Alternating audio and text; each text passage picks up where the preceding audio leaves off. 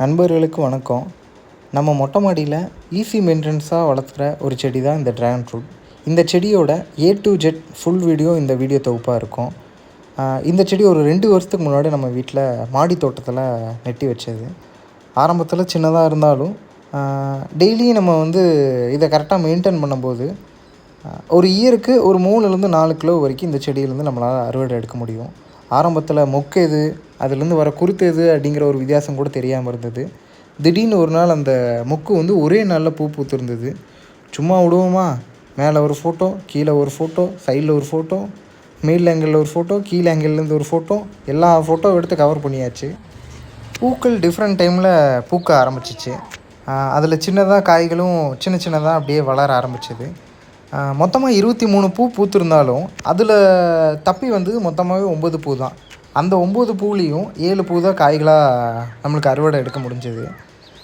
இப்போ அந்த மேலே ஆரஞ்சு கலரில் இருக்க அந்த பூ மொக்குலேயே அது வாடிடுச்சு. இந்த மாதிரியே 23 பூலேயும் கிட்டத்தட்ட ஒரு 15-16 பூக்கு மேலே கொட்டி போயிடுச்சு. அது என்ன காரணம்னு பார்த்திங்கன்னா, வெயில் கொஞ்சம் அதிகம். கள்ளி செடிக்கு நம்ம ஈஸி மெயின்டெனன்ஸ் தான். இதுக்கு நம்ம நிறைய தண்ணி ஊற்றணும் அப்படிங்கிறதெல்லாம் கிடையாது. இருந்தாலும் மொக்கு அந்த மாதிரி உதிரும். இந்த மாதிரி திடீர்னு இதில் ஒரு 2 பூ, இன்றைக்கி ஒரு 2 பூ, நாளைக்கு ஒரு 2 பூ, அதுக்கடுத்து ஒரு 3 பூ, இந்த மாதிரி தான் மாறி மாறி மாறி பூத்துச்சு.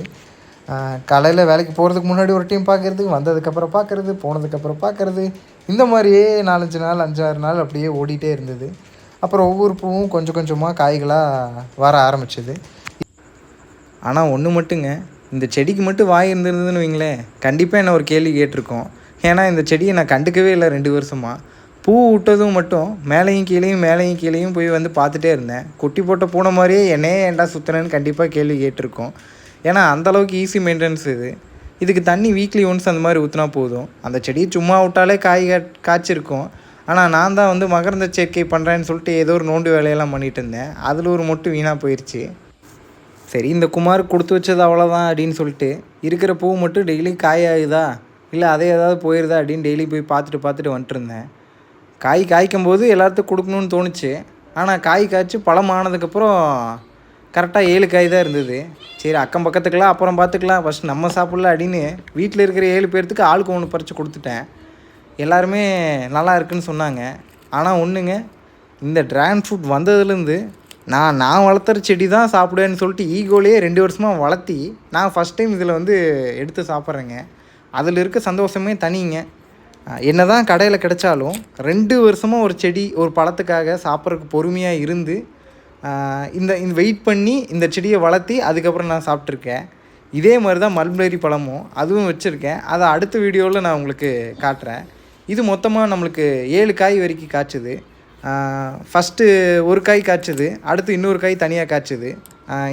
அந்த 2 காயும் பழம் ஆனோன்னா பறிச்சாச்சு. அடுத்து ஒரே முட்டை 5 காய் பழமாச்சு.